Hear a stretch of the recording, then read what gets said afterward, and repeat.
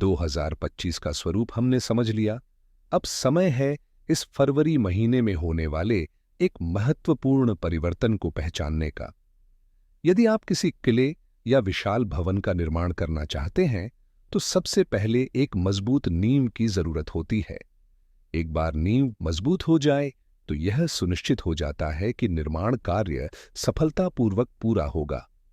ठीक इसी तरह पारिवारिक जिम्मेदारियों का निर्वहन करते हुए हमें इस ग्रह चक्र में मौजूद 9 ग्रहों की भूमिका को समझना आवश्यक है, जो हमारे सौरमंडल का हिस्सा हैं। मंगलदेव, जो प्रभावी ग्रह हैं, ने आज कमान संभाल ली है। इसी फरवरी महीने के प्रारंभिक दिनों में, विशेष रूप से 21 फरवरी को, एक महत्वपूर्ण परिवर्तन होगा। इस दिन मंगलदेव अपनी नीच राशि यानी कर्क राशि को छोड़कर वक्री अवस्था में एक घर पीछे प्रवेश करने जा रहे हैं। सामान्यतः किसी भी ग्रह का नीच अवस्था में होना शुभ संकेत नहीं माना जाता, क्योंकि यह ग्रह की शक्ति और प्रभाव को सीमित कर सकता है। जनवरी से लेकर 20 फरवरी तक हमें कई तरह की परेशानियों का सामना करना पड़ा। खासकर स्वास्थ्य से जुड़ी समस्याओं का प्रभाव स्पष्ट रूप से देखने को मिला। इसका मुख्य कारण यह था कि मंगल उस समय स्वास्थ्य से जुड़े घर में स्थित थे।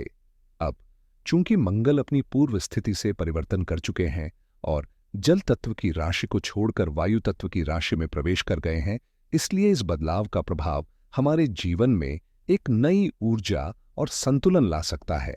अब सवाल यह है कि इस बदलाव का प्रभाव क्या होगा और इसे अधिक अनुकूल कैसे बनाया जाए। मंगल का वायु तत्व की राशि में प्रवेश करने से जीवन में नई ऊर्जा और सक्रियता आएगी, लेकिन इसके प्रभाव को पूरी तरह से अपने पक्ष में करने के लिए सही उपाय करना आवश्यक है। ध्यान दीजिए, हम आपको सिर्फ एक ही उपाय बताएंगे जो पूरी तरह से तार्किक होगा और प्रभावी भी रहेगा। इस दौरान यदि आप इस उपाय को अपनाते हैं, तो निश्चित रूप से सफलता की ऊंचाइयों तक पहुंच सकते हैं। अब ग्रहों के इस पूरे समीकरण को समझें। यदि सूर्य राजा हैं, तो मंगल उनके अंगरक्षक और सेनापति हैं। इसका अर्थ है कि मंगल की स्थिति को संतुलित करने से आपकी नेतृत्व क्षमता, आत्मविश्वास और निर्णय लेने की शक्ति बढ़ेगी। तो भला सेनापति कैसे दूर रह सकते हैं? केवल एक सप्ताह का ही समय बीतता है और 21 तारीख को मंगल पूरी तरह से कमान संभालते हुए अपनी नीच अवस्था को छोड़कर शुभ स्थिति में आ जाते हैं। इस परिवर्तन का सबसे महत्वपूर्ण प्रभाव यह होगा कि मंगल की 8वीं दृष्टि सीधे सूर्य पर पड़ेगी। अब आइए समझते हैं कि इसका विधिवत क्या परिणाम सामने आने वाला है। मंगल और सूर्य का यह संबंध जीवन में आत्मविश्वास, नेतृत्व क्षमता और निर्णायक शक्ति को बढ़ाएगा। जिन क्षेत्रों में अब तक रुकावटें आ रही थीं, वहां गति दिखाई देगी। साथ ही यह बदलाव करियर, प्रशासनिक कार्यों और व्यक्तिगत प्रभाव में वृद्धि लाने वाला साबित हो सकता है।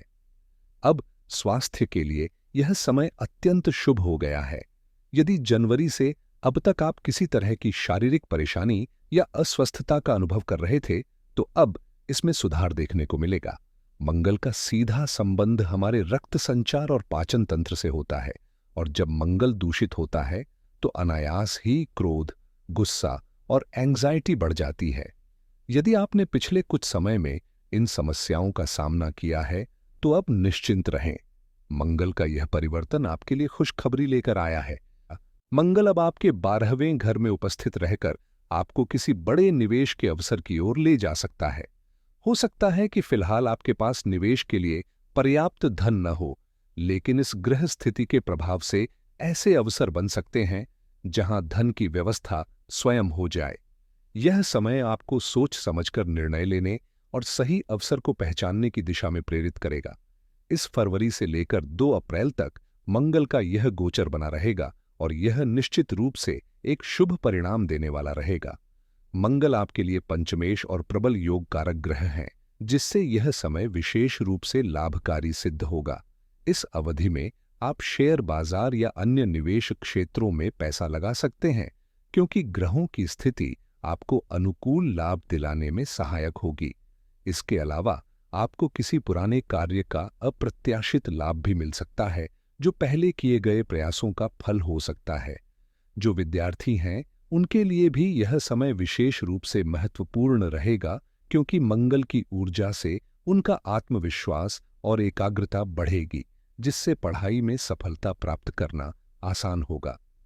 जो लोग अपनी शिक्षा प्राप्ति के लिए किसी अन्य स्थान पर जाना चाहते हैं, उनके स्थानांतरण के लिए यह समय अनुकूल रहेगा।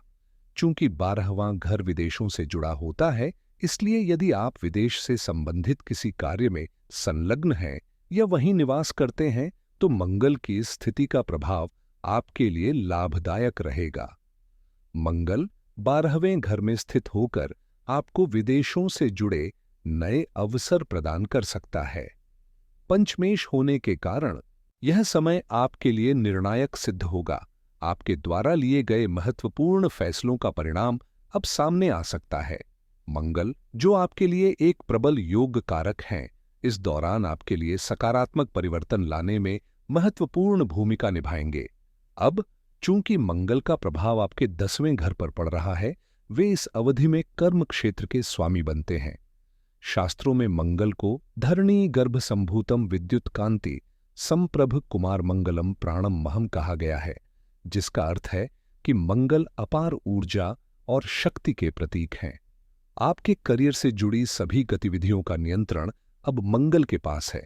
पहले जब ये नीच स्थिति में थे, तो कार्य क्षेत्र में कई तरह की परेशानियां और बाधाएं देखने को मिलीं, लेकिन अब जब ये शुभ स्थिति में आ गए हैं, तो करियर के लिए यह एक अनुकूल समय होगा। यदि आप स्थानांतरण या ट्रांसफर की योजना बना रहे हैं, तो इसके सफल होने की संभावनाएं अब अधिक बढ़ गई हैं। 12वां घर स्थानांतरण और परिवर्तन से जुड़ा होता है, और अब मंगल की मजबूत स्थिति के कारण आपके करियर, नौकरी या पद में ट्रांसफर की संभावना बन सकती है। यदि आप अपने कार्यक्षेत्र या व्यवसाय को किसी अन्य स्थान या देश में विस्तारित करना चाहते हैं, तो यह समय आपके लिए अनुकूल रहेगा। मंगल की 3 दृष्टियों में पहली दृष्टि तीसरे घर पर पड़ती है, जो यात्रा और परिवर्तन का संकेत देती है। इस दृष्टि के प्रभाव से निश्चित रूप से किसी स्थान परिवर्तन का योग बनता हुआ नजर आता है। यह बदलाव चाहे नौकरी से संबंधित हो या व्यापार से, आपके लिए नई संभावनाओं के द्वार खोल सकता है। यदि आप स्थान परिवर्तन करना चाहते हैं और मार्केटिंग, सेल्स या ऑनलाइन संबंधित कार्यों में सक्रिय हैं, तो मंगल का यह गोचर आपके लिए सहायक सिद्ध होगा। इस दौरान कुछ महत्वपूर्ण यात्राएं भी हो सकती हैं, और उन यात्राओं के माध्यम से आपको नए अवसर और आर्थिक लाभ मिलने की संभावना है। मंगल की 7वीं दृष्टि सीधे छठे भाव पर पड़ रही है, जो कि नौकरी और प्रतिस्पर्धा से संबंधित होता है। इसका प्रभाव यह होगा कि यदि आपको अपनी नौकरी को लेकर किसी तरह की चिंता बनी हुई है, तो अब आपको कुछ सकारात्मक अवसर प्राप्त हो सकते हैं। यह समय करियर में स्थिरता लाने और अपनी स्थिति मजबूत करने का होगा, बशर्ते आप अपने प्रयासों को सही दिशा में लगाएं। निश्चय मानिए, मंगल की 7वीं दृष्टि जब 10वें भाव से छठे भाव पर पड़ रही है, तो यह नौकरी के लिए एक अनुकूल संकेत है। इस अवधि में कोई नया निर्णय लिया जा सकता है, जिससे आपके करियर में सकारात्मक बदलाव आएंगे। आपके वेतन में वृद्धि, इंक्रीमेंट या पदोन्नति की संभावना भी बन सकती है। विशेष रूप से यह समय कुछ महत्वपूर्ण परिवर्तनों को दर्शाता है, क्योंकि 12वां घर परिवर्तन का संकेत देता है और छठा घर परिश्रम और सेवा से जुड़ा होता है। इसका मतलब है कि आपकी मेहनत का उचित फल आपको इस दौरान मिल सकता है। अब मंगल की अंतिम और विशेष दृष्टि 8वीं दृष्टि को देखें। यह दृष्टि मंगल के अलावा किसी अन्य ग्रह के पास नहीं होती, जिससे इसका प्रभाव और भी शक्तिशाली बनता है। यह गहरी परिवर्तनकारी ऊर्जा का संकेत देती है और आपके जीवन में अप्रत्याशित लेकिन महत्वपूर्ण बदलाव ला सकती है। मंगल की 8वीं दृष्टि 7वें भाव पर पड़ रही है, जिसका प्रभाव सीधा साझेदारी, विवाह और कानूनी मामलों पर पड़ेगा। जो लोग प्रॉपर्टी या जमीन से जुड़े कार्यों में अटके हुए हैं, उनके लिए यह समय अनुकूल साबित हो सकता है। यदि किसी जमीन या संपत्ति से जुड़ा विवाद लंबित है, तो इस अवधि में समाधान मिलने की संभावनाएं बढ़ जाती हैं। विशेष रूप से अगर कोई कोर्ट केस चल रहा है, तो उसके निर्णय में सकारात्मकता आने की संभावना प्रबल रहेगी। हालांकि इस दृष्टि का एक और प्रभाव दांपत्य जीवन पर भी पड़ सकता है। यदि वैवाहिक संबंधों में पहले से कुछ तनाव या असहमति बनी हुई है, तो इस दौरान उन पर विशेष ध्यान देने की जरूरत होगी। संवाद और समझदारी से रिश्ते को संतुलित रखना इस समय महत्वपूर्ण रहेगा, ताकि अनावश्यक विवादों से बचा जा सके। इस दौरान यदि दांपत्य जीवन में कुछ अशांति आ रही है, तो इसे सुलझाने और सामंजस्य बनाए रखने पर ध्यान देना आवश्यक होगा। मंगल की 12वें घर से सप्तम भाव पर दृष्टि वैवाहिक जीवन में कुछ उतार चढ़ाव ला सकती है, इसलिए शांति का माहौल बनाए रखना जरूरी होगा। हालांकि यदि आप विवाह के इच्छुक हैं, तो यह समय आपके लिए अनुकूल साबित हो सकता है। सूर्य का गोचर पहले से ही आपके सप्तम भाव में है, जिससे विवाह संबंधी वार्ताएं या प्रस्ताव सकारात्मक दिशा में आगे बढ़ सकते हैं। यह अवधि विवाह के लिए उपयुक्त अवसर प्रदान कर सकती है। अब उपाय की बात करें तो यह ध्यान देने योग्य है कि जब भगवान शंकर अंधकासुर से युद्ध कर रहे थे, तब उन्होंने एक विशेष उपाय किया था जो मंगल से संबंधित नकारात्मक प्रभावों को शांत करने में सहायक हो सकता है। भगवान शंकर के युद्ध के दौरान उनके माथे से गिरा पसीना जब पृथ्वी पर गिरा, तो उससे एक बालक जन्मा जिसे मंगल कहा गया।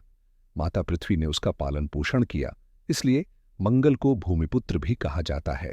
अब जब मंगल वायु तत्व की तीसरी राशि मिथुन में गोचर कर रहे हैं, तो इसका विशेष प्रभाव रहेगा। इस अवधि में मंगल के शुभ प्रभाव को बढ़ाने और नकारात्मक प्रभावों को दूर करने के लिए एक विशेष उपाय किया जा सकता है। मंगल का रंग लाल होता है, इसलिए एक त्रिकोण आकार का लाल झंडा लें और इसे मंगलवार के दिन 21 फरवरी से 2 अप्रैल के बीच किसी भी मंगलवार को किसी हनुमान मंदिर या श्री राम मंदिर में अर्पित करें।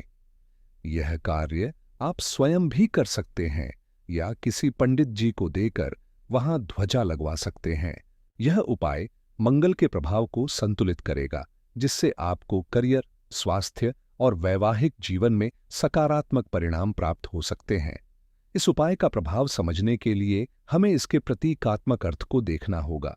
लाल रंग मंगल का प्रतीक है, जो ऊर्जा, साहस और दृढ़ता को दर्शाता है।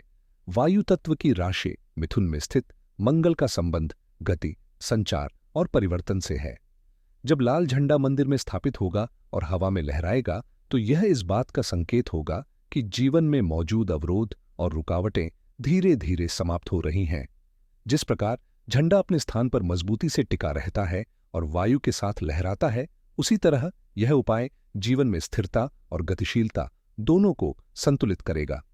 यह विशेष रूप से करियर, धन और व्यक्तिगत जीवन में सफलता के नए आयाम खोलने में सहायक होगा।